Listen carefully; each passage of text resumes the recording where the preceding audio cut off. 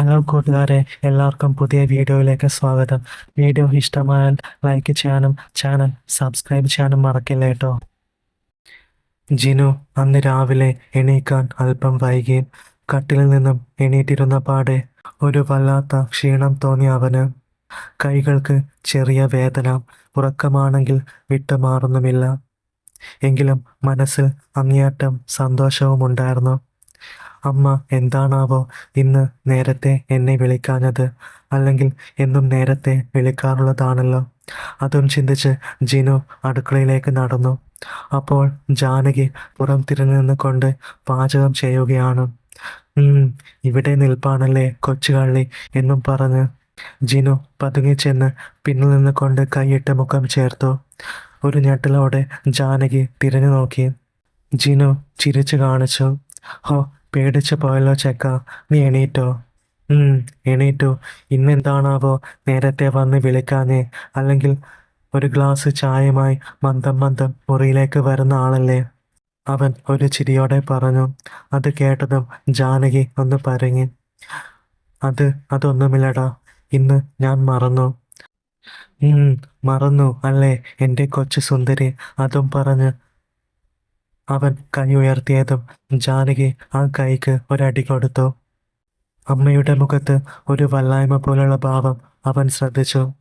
ഡാ, നീ ചെന്ന് കൊളിക്ക്, ഞാൻ അപ്പം ഉണ്ടാക്കുന്നുണ്ട്, ചൂടോടെ കഴിച്ചോ, അതല്ലേ നിനക്കിഷ്ടം? അപ്പം ഞാൻ ഇന്നലെ കഴിച്ചല്ലോ, അതും ചൂടോടെ തന്നെ. ഒരു കള്ളച്ചിരിയാലെ ജിനു അത് പറഞ്ഞപ്പോൾ ജാനകി അവനെ തുറച്ചു നോക്കി. ഓ, ഈ ചെക്കൻ്റെ ഒരു കാര്യം, നീ ഒന്ന് പോയി കുളിച്ചേച്ചും വാ. ശരി ശരി. അതും പറഞ്ഞ് ഒരു ചിരിയാലെ ജിനു കുളിമുറിയിലേക്ക് പോയി. ജാനകി പാചകം തുടർന്നു. അപ്പോൾ മനസ്സിലാകെ ഒരു വല്ലായ്മയായിരുന്നു, ഒരു കുറ്റബോധം. ഇന്നലെ അങ്ങനെയൊക്കെ വേണ്ടായിരുന്നു, പാടില്ലായിരുന്നു. എന്തായാലും താൻ കാരണം തന്നെയാണ് അങ്ങനെയൊക്കെ നടന്നത്. ഇനി അങ്ങനെയൊന്നും ഉണ്ടാവാൻ പാടില്ല ഒരിക്കലും, അവർ പിറുപിറുത്തു. അങ്ങനെ ജിനു കുളിയൊക്കെ കഴിഞ്ഞ് വന്നപ്പോൾ ജാനകി അടുക്കളയിൽ നിന്നും ഫുഡൊക്കെ എടുത്ത് ഹാളിലേക്ക് വെക്കുകയായിരുന്നു. ജിനു, പാചകമൊക്കെ കഴിഞ്ഞു അമ്മേ? ജാനകി, കഴിഞ്ഞു. വേഗം വേഷം മാറി വാ, കഴിച്ചിട്ട് വേഗം കോളേജിൽ പോകാൻ നോക്ക്.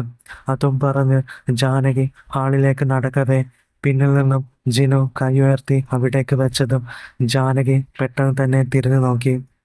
ജാനകി, ഇതാ നിന്റെ വികൃതി കുറെ കൂടുന്നുണ്ട്. വേഗം കോളേജിൽ പോകാൻ നോക്ക്, ഇല്ലെങ്കിൽ ഇതൊക്കെ നിന്റെ അച്ഛനോട് പറഞ്ഞു കൊടുക്കും കേട്ടോ. അമ്മ എന്താ ഇപ്പോൾ ദേശഭാവത്തിൽ ഇങ്ങനെ സംസാരിക്കുന്നത് എന്ന് ചിന്തിച്ച് അവന് കൺഫ്യൂഷനായി. അവൻ മുറിയിൽ ചെന്ന് കോളേജിൽ പോകാനുള്ള ഒരുക്കങ്ങളൊക്കെ തുടങ്ങി. പിന്നെ മുറിയിൽ നിന്നും ഇറങ്ങി ഹാളിലേക്ക് ചെന്നു. അപ്പോഴേക്കും ജാനകി അപ്പവും കറിയുമെല്ലാം ടേബിളിൽ സെറ്റ് ചെയ്ത് വെച്ചിട്ടുണ്ടായിരുന്നു. അങ്ങനെ അവർ കഴിക്കാനിരുന്നു. പക്ഷേ രണ്ടുപേരും പരസ്പരം സംസാരിച്ചതേയില്ല. അവരുടെ മനസ്സിൽ വേറെ ചിന്തകളായിരുന്നു. ഇതിൽ നിന്ന് ഇവനെ എങ്ങനെ ഒഴിവാക്കും? ഇതൊന്നും ശരിയല്ല, ഇനി വേണ്ട എന്ന് ഇവനെ എങ്ങനെ പറഞ്ഞു മനസ്സിലാക്കും എന്നായിരുന്നു ജാനകി ചിന്തിച്ചത്. ഇതേ സമയം ജിനുവിൻ്റെ ചിന്ത ഇങ്ങനെയായിരുന്നു. അമ്മയുടെ സ്വഭാവം എന്താ പെട്ടെന്നിപ്പോൾ മാറാൻ കാരണം?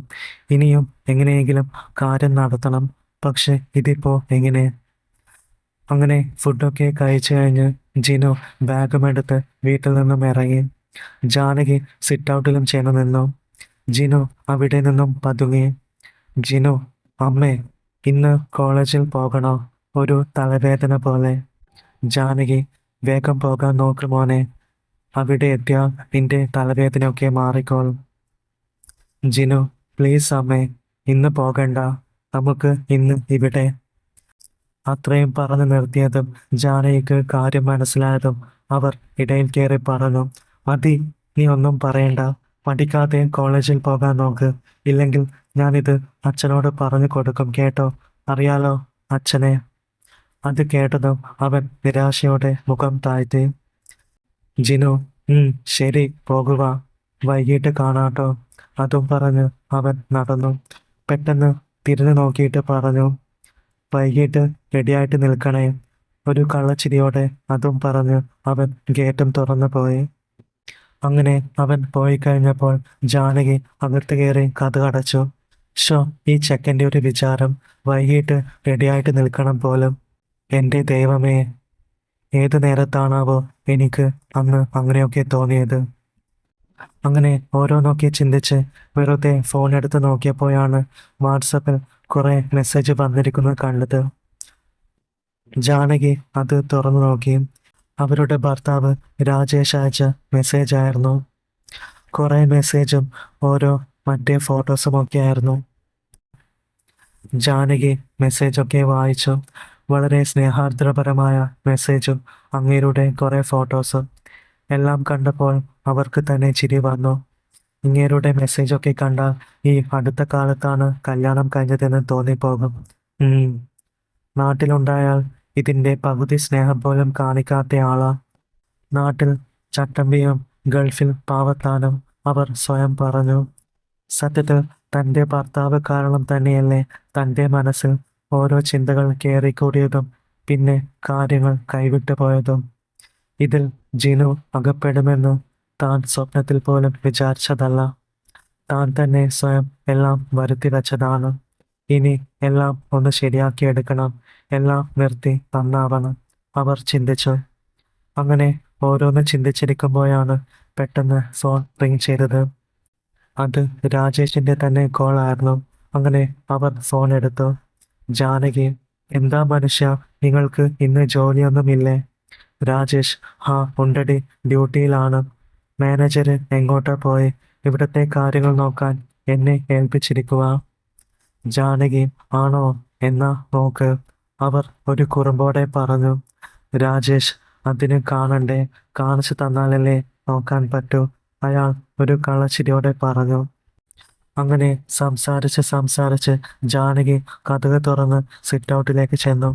അങ്ങനെ അവിടെ ഇരുന്ന് സംസാരിക്കുമ്പോഴാണ് കൊറിയർ സാധനങ്ങൾ ഡെലിവറി ചെയ്യുന്ന ഒരു പയ്യൻ അങ്ങോട്ടേക്ക് വന്നത്. കൊറിയർ പയ്യൻ, ചേച്ചി ഒരു കൊറിയർ ഉണ്ട് കേട്ടോ. അത് കേട്ടതും ചേട്ടാ ഒരു മിനിറ്റ് എന്നും പറഞ്ഞ് ജാനകി കോൾ കട്ട് ചെയ്തു. ജാനകി ചിന്തിച്ചു, താൻ എന്താണാവോ ഓർഡർ ചെയ്തതെന്ന്. കാരണം ഇങ്ങനെ ഓൺലൈനിൽ നിന്ന് ജാനകിയും സ്ഥിരമായി ഓരോന്ന് വാങ്ങിക്കാറുണ്ടായിരുന്നു. അങ്ങനെ ആ പയ്യൻ ഒരു ചെറിയ കവർ എടുത്ത് അവർക്ക് കൊടുത്തു. ജാനകി അത് തിരിച്ചു മറിച്ചു നോക്കി. പേര് വായിച്ചു. തൻ്റെ പേരും അഡ്രസ്സും തന്നെയാണ്. പിന്നെ ക്യാഷ് പെയ്ഡെന്നും അതിലുണ്ട്. അങ്ങനെ കൊറിയർ പയ്യൻ പോയി കഴിഞ്ഞപ്പോൾ അവർ അകത്ത് കയറി വാതിലടച്ചു. വീണ്ടും ആ കവർ തിരിച്ചു മറിച്ചു നോക്കി. അകത്ത് എന്ത് സാധനമാണ് എന്ന കാര്യമൊന്നും പുറത്ത് കൊടുത്തിട്ടുണ്ടായിരുന്നില്ല. ഇതെന്തായിരിക്കും, ജാനകി ചിന്തിച്ചു. പിന്നെ ആകാംക്ഷയോടെ അത് തുറന്നു നോക്കിയത് ഞെട്ടി. അതിൽ ഒരു പാക്കറ്റ്. ഇതൊന്നും താൻ ഓർഡർ ചെയ്തില്ലല്ലോ. ഇനി കൊറിയർ പയ്യൻ വീട് മാറി ഡെലിവറി ചെയ്തതാണോ? ഏയ് അല്ല, കാരണം പേരും അഡ്രസ്സും ഇവിടുത്തെ തന്നെയാണല്ലോ. അങ്ങനെ ജാനകിയുടെ മനസ്സിലൂടെ ഒരുപാട് ചിന്തകൾ കടന്നുപോയി. അങ്ങനെ സമയം കടന്നുപോയി. വൈകിട്ട് ജിനു ക്ലാസ് കഴിഞ്ഞ് വീട്ടിലെത്തി. വീട്ടിലെത്തിയപാടെ അവൻ അമ്മയെ നോക്കി. കുളിച്ച് സുന്ദരിയായി നല്ല സാരിയൊക്കെ ഉടുത്ത് നിൽക്കുന്നു. അവൻ ഒരു ചിരിയോടെ അടുത്തേക്ക് ചെന്നതും ജാനകി തുറച്ചു നോക്കിക്കൊണ്ട് ഉറക്കെ ചോദിച്ചു, എന്താ നിന്റെ ഉദ്ദേശം? അത് കേട്ടതും അവൻ അവിടെ തന്നെ നിന്നു. ജിനു, പ്രത്യേകിച്ച് എന്തുദ്ദേശമാ, ഇതൊക്കെ തന്നെ, അതും പറഞ്ഞ് അവൻ ചിരിച്ചു. ജാനകി, നീ ഓൺലൈനിൽ എന്താ ഓർഡർ ചെയ്തത്? അത് കേട്ടതും അവൻ പറഞ്ഞു. ജിനു, അമ്മേ, അത് അത് ഞാൻ വെറുതെ. ജാനകി, നിനക്കെന്തിനാടാ അതൊക്കെ? എന്താ നിന്റെ വിചാരം? നീ അങ്ങ് വലിയ കൊമ്പത്തെത്തി എന്നാണോ? ഇതാ അന്ന് അബദ്ധത്തിൽ സംഭവിച്ചതാ അതൊക്കെ. നീ അത് മുതലെടുക്കരുത് കേട്ടോ. അത് കേട്ടതും ജിനു വിഷമത്തോടെ മുഖം താഴ്ത്തി. പെട്ടെന്നാണ് ഒരു കാറ്റടിച്ചത്. അവൻ മുൻപിലെ വാതിൽ അടക്കാത്തതിനാൽ കാറ്റ് അകത്തേക്ക് കയറി ജാനകിയിലൂടെ കടന്നു പോയതും അതങ്ങോട്ട് മാറി. ദൃശ്യമായി ഖുഷി എന്ന തമിഴ് സിനിമയിലേതുപോലെ. അപ്പോൾ ജിനു വെള്ളമിറക്കിക്കൊണ്ട് ശ്രദ്ധിച്ചതും ജാനകി അത് കണ്ടു. പിന്നെ ദേഷ്യഭാവത്തോടെ നോക്കിക്കൊണ്ട് അത് വേഗം മറച്ചു. എന്നിട്ട് അവന്റെ ചെവി പിടിച്ച് തിരിച്ചു. ജിനു, ഷോ, എന്താ അമ്മേ ഇത്? വീട് വേദനിക്കുന്നു, അവൻ ചിണുങ്ങി. ജാനകി, ഡാ, നീ ഡിഗ്രി എത്തിയതേയുള്ളൂ, ഇപ്പോൾ തന്നെ നീ വലിയ ആളാവല്ലേ? ജിനു, അമ്മേ, അതിന് ഞാൻ എന്ത് ചെയ്തെന്നാ? ജാനകി, എന്ത് ചെയ്തെന്നോ? നീ എന്തിനാ അത് വാങ്ങിയത്, അതും എൻ്റെ പേരിൽ? ജിനു, അത് പിന്നെ അത് ഒരു സേഫ്റ്റിക്ക് വാങ്ങിയതാ അമ്മേ. എന്നോട് കൂട്ടുകാരൊക്കെ പറഞ്ഞു അതില്ലെങ്കിൽ പ്രശ്നമാണെന്ന്. അതാ വാങ്ങിയത്. സോറി. അമ്മയ്ക്ക് അത് ഇഷ്ടമായില്ലെങ്കിൽ സാരമില്ല, നമുക്ക് അത് കളയാം. എന്നിട്ട് സാധാരണ പോലെ മതി, എന്താ പോരെ? അത് കേട്ടതും ജാനകിയുടെ ദേഷ്യം ഇരട്ടിച്ചു.